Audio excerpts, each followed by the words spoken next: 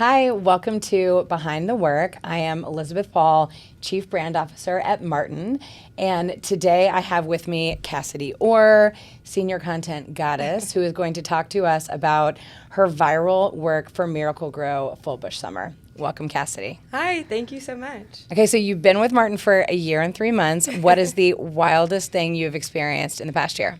Coming to my boss and saying, I think we need to do a campaign about pubic hair. Love it. And your boss said yes. That's where the magic happens. So as a brand strategy nerd, I really love it when brands are responding to things in culture that connect to their larger strategy. Mm-hmm. And in the case of Miracle-Gro, yes, they sell things that help our gardens grow. Pun intended.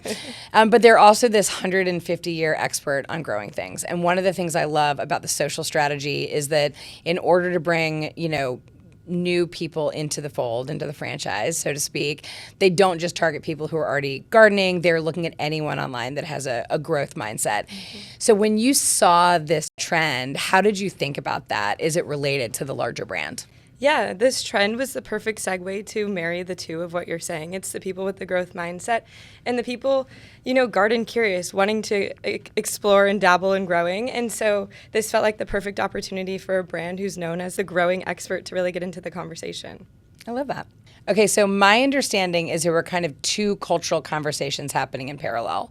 On one hand, you had on Garden Talk this celebration of free wild expression and what people were growing. And then separately, you had kind of the declaration in Vogue and on TikTok that the bush was back.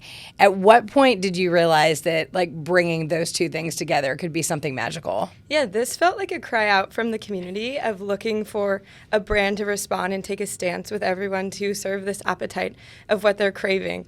Freedom of growth in both places. And as we just discussed, Miracle-Gro is the brand expert, so it just felt like this was our moment to step up to give the community something to rally and unite over. And I love that it wasn't just a random left turn of word association, but actually this deeper duality of really understanding both your current audience and your growth audience and how one piece of content could potentially bring the two of them together. Totally. And it gave something meaningful to people in a lot of different capacities, whether that meant growing your tomato bush over the fence to rebel against your HOA or growing in a way that means something spiritual and impactful to your own being. So part of the power of Full Bush Summer is you kind of turn what could have been this fleeting internet phrase into something that the brand could not just confidently stand on, but kind of own. It's always a little weird to me when brands set out to own something in culture, but in this instance, I feel like the brand really did kind of claim it and extend it and amplify that conversation. So how did you guys do it exactly? Something people have been expressing an appetite for is brands humanizing themselves and bringing humor, bringing an authentic voice to the table. And so we saw this cry out for someone to take a stance as this opportunity for a brand to show up humanly. And so we partnered with a very authentic voice to amplify this message and really connect with our community. And so we were able to bring Full Bush Summer to a platform where people were able to feel community and united and have an authentic voice delivering that. So to your point, partnering with Gabby Wendy was really essential to kind of helping the idea land. It struck me when I saw this that she wasn't just a vehicle for amplifying the work, but she really felt like she kind of merged the message and the messenger. I'm going full bush this summer. I'm talking big, bold, unkempt, and beautiful. No more telling me to tidy up. I want it wild and free and lush. How did you choose her, and what was her involvement in kind of collaborating so that this could really feel like it was hers as well? We knew to make Full Bush Summer an ownable and worthwhile message, it had to come from an authentic voice. And so that's why choosing Gabby Wendy was very crucial to the success of the campaign. She is already known for her tongue-in-cheek kind of conversations, pushing boundaries, being such an advocate on social, whether that's about women's rights, body autonomy, and all these other things. We just knew she was going to be a very authentic spokesperson to be the face of this campaign, and we knew that if we didn't show up humanly and authentically, it wouldn't land and resonate with people. So being able to have her community rallied behind this, the Miracle-Gro community, and then everyone else that was looking for a space to feel heard and understood in this cry out for growth. And that's why Miracle-Gro and I are declaring a full bush summer. So let us help you grow your own and make it thrive. I heard her referred to as the internet's Hope Corps muse. I think we talk about that in the case Yes. study. What does that mean? What that really means is she is this authentic spokesperson for uplifting the community, that heartwarming message, something to counteract a lot of the negativity you see online. She's really someone that brings a positive light and optimism to people. On one hand, the internet can be such a dumpster fire, and yet I always believe that human beings are like plants that will grow towards the sun. So I think I was just excited to hear that there was a Hope Corps corner of the internet, Totally. which I should seek out and maybe spend some time.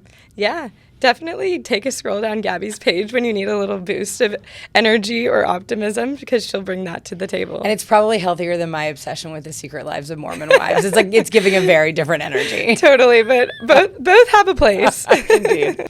So getting any brand to go for a conversation about a full bush goes for bravery, let alone a gardening brand.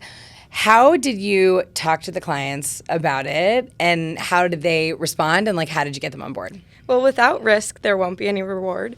But it was positioning it in a way that made it a non-negotiable. As we've discussed now quite a few times, it's Miracle-Gro is the brand expert in growing things. So it was just that subtle reminder to them that, hey, we have a place in this conversation. We have authority as being the expert in growing things, and being a brand that stands for self-expression and believing in beauty as Mother Nature intended. This was a perfect opportunity for us that really was not something they could pass up. So it was just reminding them of all the things they already believe in and a new funnel to kind of look at it towards. Well, and I love that the brand didn't try to sanitize it. It would have been easy to say, we want to play in that conversation, but we don't want to go there. I agree. I think nothing ventured, nothing gained. And I think nothing about the way it was executed felt like provocative for provocative's sake. It felt so authentic and so at home in the community, and I feel like the community really rewarded them for that. Totally. And it was finding that balance of not going too over the top. If we came out swinging with just swimsuit pics and stuff, it would not have landed. So it was really working collaboratively internally and with the clients to find a space that felt not too over the top, but in that way that gave people to find the message and what they wanted it to be, whether it was that stance against body autonomy or, just really finding a space to grow in the garden. So it was really working to find a balance. Yeah, I think often there's so much fear around what can go wrong that we miss all the things that can go right. And I know that anytime we're wading into something where, it could be seen as more than one way, there's a lot of social listening and monitoring just to whether it's, polarity or feedback. And I thought this was a really good example of something that a lot of brands might not have had the courage to do. A moment of monitoring when the thing went live to see if there was going to be backlash, but there really wasn't. No, there wasn't. And we also had taken, the preventative steps to be like, what are people responding to in this conversation? While, yes, there's a huge influx in it, outlets are talking about it, is it positive? Is it something people are rallying behind? And that's what we saw, that before Miracle-Gro even found their footing in this conversation, it was overly positive and something people were really clinging on to in unity. And so we knew that would be a great space for a brand to play that's already positive and uplifted. And, we planned too, what if we got negative responses, what would that look like and how would we mitigate? And so we were planned in those instances too. So we were prepared for things just in case things went sideways. And that also eased some of the concern in taking a bold risk like this. We have plans in place if it didn't go how we wanted it to, but luckily it did. Yeah, it was universally beloved. There was no backlash at all. Totally. All right, so the execution itself really leaned into this low-fi, low polish that felt very platform native and also felt very authentic to Gabby. As a content creator, how do you decide what is the right level of polish or finesse, and when is something that feels more raw and authentic, really just the right way to go? TikTok was our priority messaging platform for this, and TikTok generally leans very lo-fi. Like you mentioned, Gabby's content is very lo-fi. She's often laying in bed taking selfie videos, no makeup, hair is a mess, and she still looks wonderful, but delivering this message in a very authentic way was the most important part of this campaign, as opposed to an overly produced, traditionally polished brand piece of work. Well, and I think sometimes things that seem lo-fi, it would be a mistake to think that they're not well branded or well coordinated. I remember seeing this content and everything from the shirt, which you are beautifully modeling for us today. Nobody knows I'm Growing a full bush right there now. You go. All right. Now I guess they know. The language of the internet. But everything from like subtle cues like color and typography, I felt like it actually was incredibly crafted, even though it felt very platform native. There was so much planning and strategy behind how we rolled the content out, what pieces we had, whether that was a newspaper reveal where the newspaper was dramatically oversized, speaking to growth. All of those things were very intentional, even though they were shot on iPhone, very low key. We were, running around town putting these things together in a very scrappy sort of nature, but it did all have a purpose, and it all came to this greater positioning of having Gabby reveal that we're declaring a full bush summer. Yeah, like lo-fi doesn't have to mean low craft, exactly. low intent. And I think sometimes my favorite piece is it is all this attention to the little detail, so that when it is shot in this very like kind of raw and organic way, it feels like thoughtful and composed without feeling overly polished or produced. Totally. It is very native to what's being delivered, and this was a very authentic message that needed to be shown in an authentic way, but it still had a lot of craft to it. Yeah, I can feel that when I see the work. So by Miracle-Gro declaring it a full bush summer, you gave language for the community to rally around, and that's definitely, what it seemed like. Was that the intention, or was that kind of a happy accident that people took this line as a banner for the social conversation? We could tell that the community wanted something to rally behind, so it definitely was intentional that we created a platform called Full Bush Summer that people unified behind. We kind of tested it when we made these shirts as well as part of the campaign, that we saw how are people going to respond, and people responded so overwhelmingly positive that they were looking for community. They wanted to all have these t-shirts so they could rock them together, so we ended up selling them, and we created a microsite that completely sold out in a very short amount of time. And so we then had all these people posting in their full bush summer baby tees, tagging us like crazy, people posting their garden bushes saying it's a full bush summer. And so clearly there was this cry for unity where people wanted someone to give them a platform to come together under. And so we saw that in the response of the initial outbreak of bush in a bikini and people retaliating against gardens and HOAs. And so we saw the opportunity to create something ownable. Was bush in a bikini the origin point for Yes. this whole thing? So in early 2025, people started talking about bush in a bikini. Someone said that they saw a full bush in a bikini, and it went incredibly viral. And we, as you mentioned a little bit earlier, we were social listening, to kind of see, is this a space that we could play? Like, bush is a very ownable word for Miracle-Gro, and we saw that it kept growing and growing and growing over the months, and we were like, this isn't just a fleeting topic on social, this is something that's going to grow, and especially looking towards Miracle-Gro's peak season and, bikini season peaking at early summer, we were like, this is totally a space that's going to grow and be something for us to play in a more ownable sense, as people kept, showing a desire to have something to speak up against body autonomy and all these different political conversations. It was coming through this funnel of a bush in a bikini, but we saw it growing, and we saw the space for Miracle-Gro. Who knew that peak hydrangea season was also peak bush in a bikini season? Exactly. Associations my brain did not make until this campaign. And it was such a beautiful accident that became to be. I love a beautiful accident, especially when it sells fertilizer. Yes, exactly. So we talked a little bit earlier about kind of like brand safety and what it takes to lean into something. This obviously could have felt like risk to a 150-year-old brand. And I know that we did things both to strategically recommend if this was like a safe place to go and to prepare. What were those conversations like? To help mitigate risk and make sure that this felt like a proper space for a 150-year-old brand to play, we decided to create something completely ownable and make sure that it's true to our brand messaging and our positioning and what we stand for, and that Miracle-Gro believes in growth as Mother Nature intended, and that you should have the freedom to grow in a way that you think is beautiful. It felt like a no-brainer for a legacy brand to play. It gave us the opportunity to create something that was more than a campaign, that was an ownable conversation, and something that really ultimately got people outside and got people to the garden. I think sometimes those juxtapositions are what make work interesting. Like I remember like a college PR class where the professor, and I think this is probably just like an adage and earned in general, was like, dog bites man, not that interesting. Man bites dog, interesting. It's usually the inversion of what you would expect. And so I think, Yeah, there are a lot of like fun DTC, women's shave care brands that could have played in this. And I think it would have been fine, but I don't know that it would have gotten nearly as much viral lift. Like, I wonder if the fact that it was a 150-year-old brand in a very unexpected category that basically gave it the entire, inherent interest to spark online. Yeah, the layer of it being a 150-year-old legacy brand is what felt so impactful and empowering.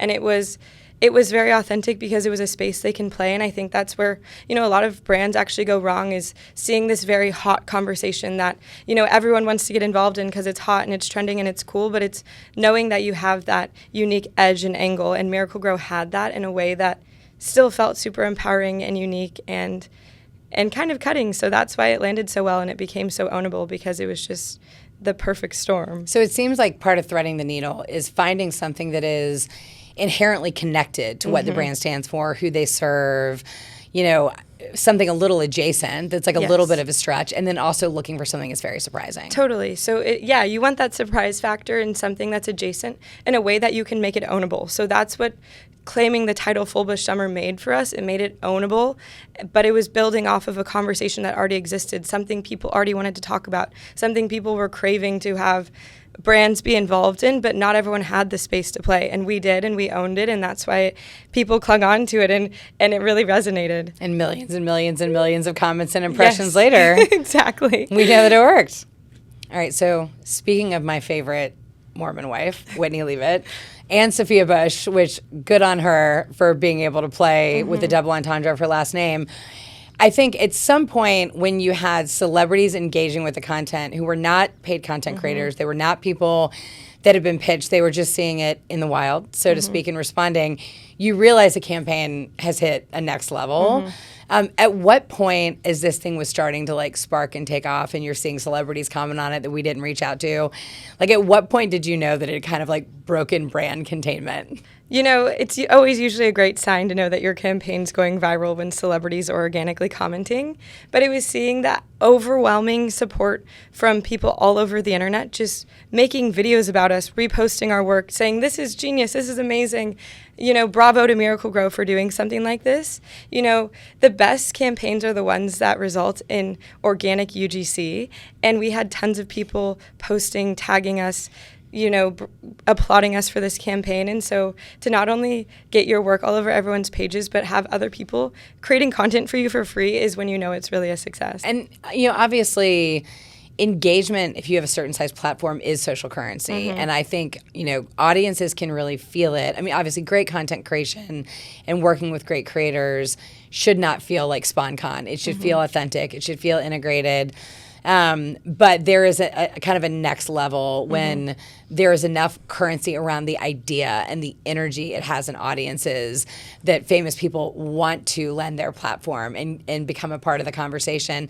I think I would like to think both just because they love the message. Totally. And they believe in the content, but I think also like they're gaining a currency from being part of something that has so much like love and momentum. Yeah, it gave a lot of people an opportunity to show where, like, to provide allyship in this movement of growing your own bush and having a full bush summer. It gave people an authentic space to share their beliefs and show that they side with this conversation. And so we opened the door for some celebrities and influencers and stuff to easily tap into that conversation. No, it's definitely it's social media manager goals for sure. Totally. Yeah. And I think that in this day and age, it's pretty easy nowadays to have a viral video. People aren't really putting a lot of weight into being like, oh, I had a video with 1 million views anymore.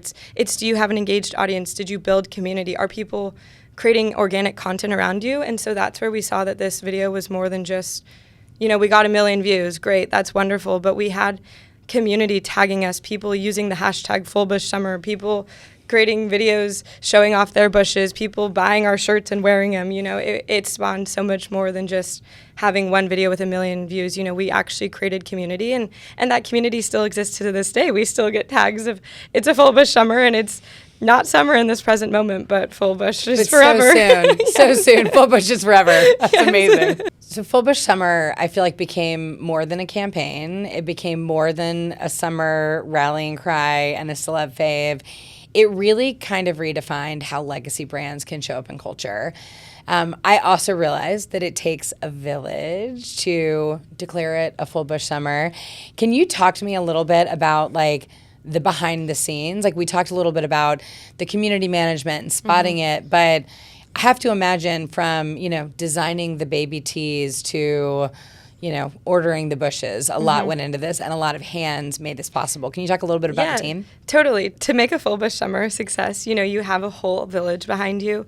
You have CDs and GCDs and account directors and all these people believing in you and really helping you package a message that the clients will say yes to. That's tweaking keywords to not have a single ounce of pubic hair written across the desk for traceability, to make them be like, this really is about bushes and bush growing, and making them feel comfortable about playing in this space. But it's also helping you believe that the impossible is possible. And so it's really just having a team that's willing to get scrappy. We had probably 4 to 5 people on the ground here capturing content in Richmond, where we were, using local Martin employees, hydrangea bushes in their yards and all these different sorts of things. So it's having, a bunch of people willing to go that extra mile to make something like this a success. But, it totally takes an army and people willing to kind of stretch themselves in ways you didn't know was possible. But that's what makes a really out there campaign like this a success.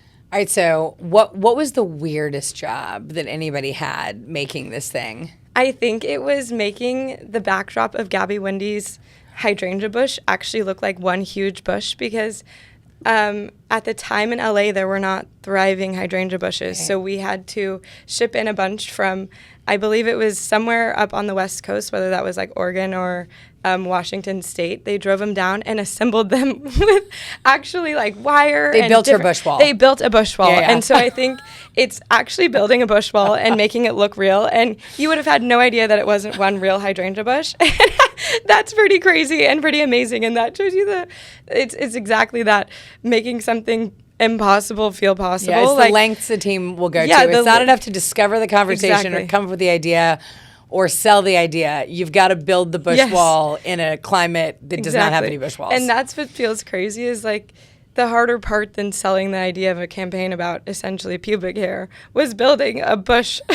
So that's the production magic. It's the production magic. I would have loved to have been a fly on the wall the first time this idea was presented. Like, what was the initial client reaction? Like, did they buy it right away? Did they have to go away and think about it? Do we have to bring it back? What was that like? We approached it very gently. Our first conversations, I mentioned, came very masked of, there's a big conversation about bushes. Miracle-Gro grows bushes. We are the bush growing experts. It just kept hinging on this concept of a bush in the context of what we already know as growing and growing things.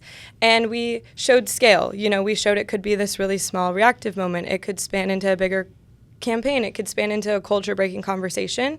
And we positioned it in a very comfortable way to them, in a digestible way that didn't feel over the top. We even were strategic in showing excerpts from Vogue, but we didn't have the first clip on the Vogue article, which was like literally a crotch shot. We just included the title. Don't lead with a crotch shot. Noted. So it was just taking it in a way that you wouldn't from initial reaction of a brand trying to be safe and avoid hate and all these things. It's like approaching it with the facts. This is about bushes. This is about growing a bush, and that's something we own. And then, slowly unfolding and unpeeling all those layers of, okay, there maybe is a little tongue-in-cheek here. Maybe we can play a little bit more fun and spontaneous. And so it was just building the trust first of that conversation that we know we already own, and then continuing to push as they felt a little bit more comfortable. I love that. You built a bridge, you told a story, you made a case. And I do think the double entendre helped. Fun fact, my mother, my 71-year-old mother, thought it was just about growing bushes. Exactly. And, we wanted that. We said it could go either way. Plausible deniability. Is it about growing a hydrangea bush? On my family text chain, my sister was like, I wonderful. cannot believe you guys did this. And my mom was like, what are you talking about? It's just about growing beautiful bushes this summer.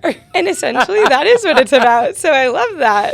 That's amazing. Well, Cassidy, thank you so much for joining us and taking us behind the work. I think we learn so much, not just by celebrating what's great, but by actually understanding how that great thing kind of came into the world.